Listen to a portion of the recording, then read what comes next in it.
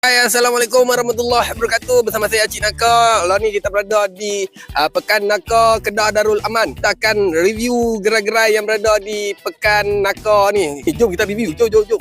Mari, kal. Okey, dekat sini ada jual apa? Dekat sini ada jual kuih raya, lengkong dan juga ayak teh air padu dan juga ayak teh hijau. Kat sini dah lama kan berniaga? Dah lama. Dekat sini pun ada jual loceng bakar. Okey, jom kita pergi tengok review kedai-kedai lain pula. Jom.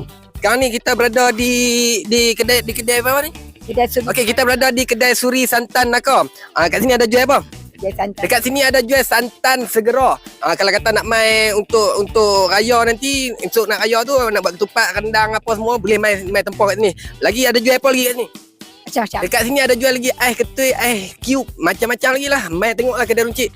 Okey, lagi apa lagi nak cakap? Okey, tak ada apa. Okey, bye. Assalamualaikum. Okey, ni apa nega apa ni? Nega dia menega ikon. Lagi tengok ni. dia menega ikon dekat Pekan Naka nak order ikon main tempat dah. Okey, jom. Okey, dekat sini ada jual apa ni?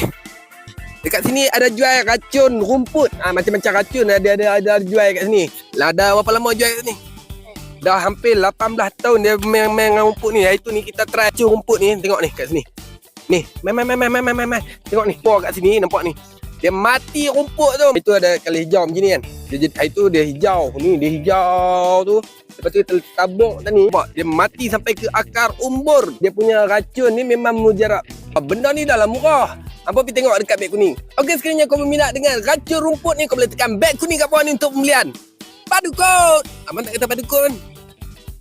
Padu kod.